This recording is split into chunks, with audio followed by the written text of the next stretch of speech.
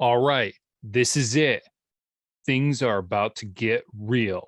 Let's get dangerous. Let's go. Let's go. Michigan kicks off its first road game this weekend at Iowa.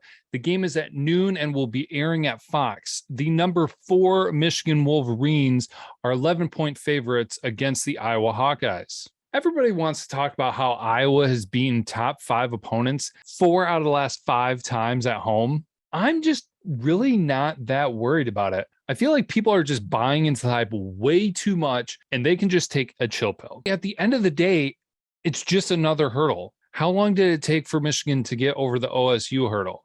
But they finally did.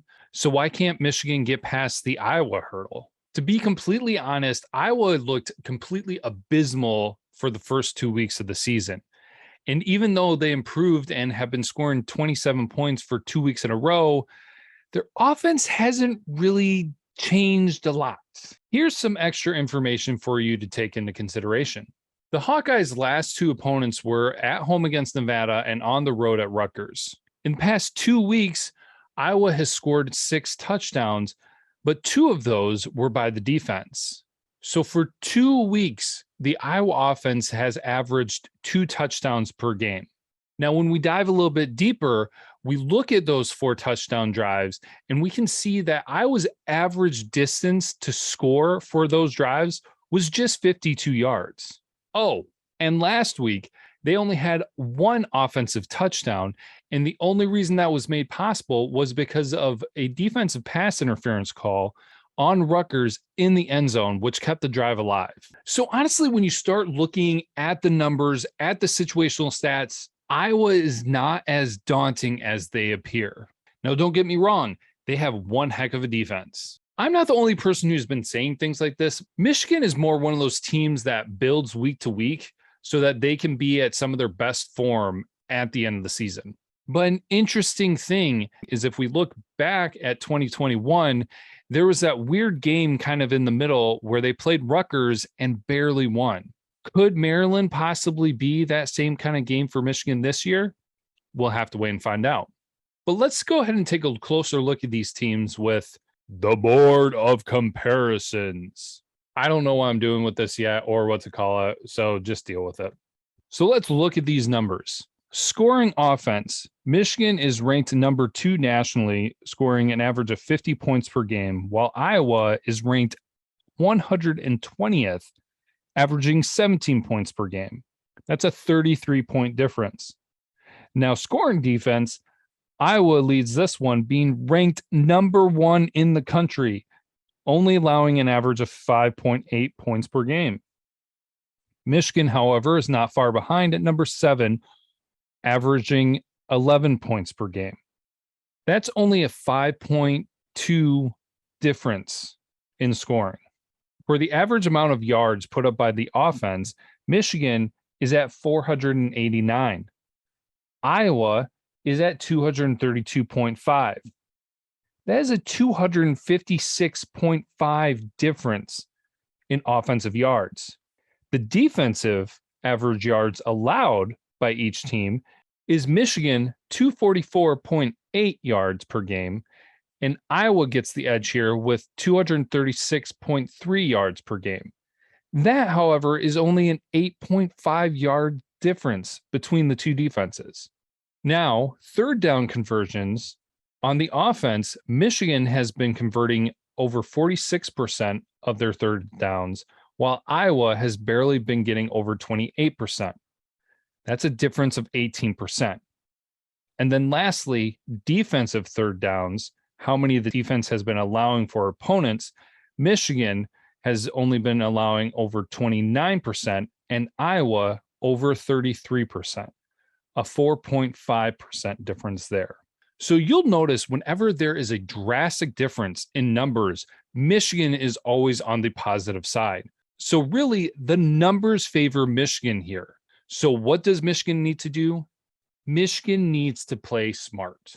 There are 2 main things that stand out to me. And if Michigan can do these 2 things, then I don't really see how they won't win this Saturday. Those 2 things are turnovers and the field position battle. Now, an important sub point under turnovers is that if turnovers happen, that's fine, but don't allow the Iowa defense to score. Iowa lives and dies by their defense. So if Michigan can control the defense and not let them get momentum, then they should be able to control the game. Now, before we go too far, let's take a quick look at some of the players for Iowa.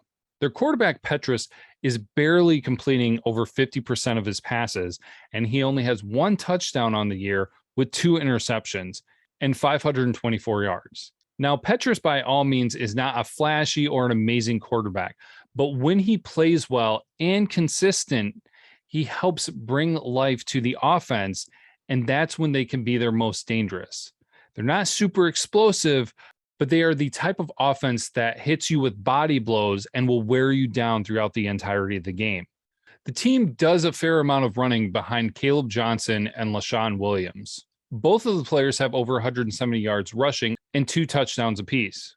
On the receiving end, there's a name that you're going to be familiar with from last year, tight end Laporte, and they also have Bruce, their wide receiver, who is their second main target on the offense. Then for their defense, there's a linebacker duo that I'm sure you'll hear their names plenty on Saturday, as Campbell and Benson are the leading tacklers on the team.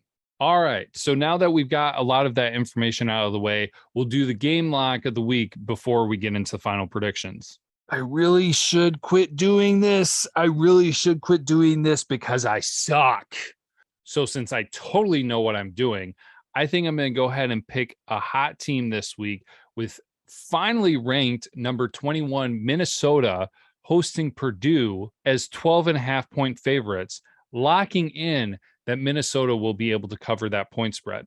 Time for final thoughts and predictions. So Iowa, they're a great defense with a struggling offense.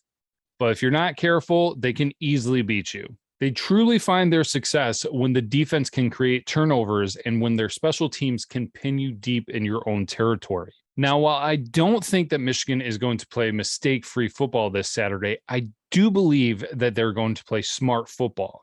I expect a heavy ground attack from the Michigan offense, which will then allow for McCarthy to every once in a while slice the defense with some deep passes and keep the team moving forward. It might be slow, but I do see it progressing throughout the day for them. I really do hope that the Michigan defense can lock down on the offensive rush game and also break through to disrupt Petrus in the pocket and force him to make mistakes of his own. So my final prediction for the game is Michigan 27, Iowa 10.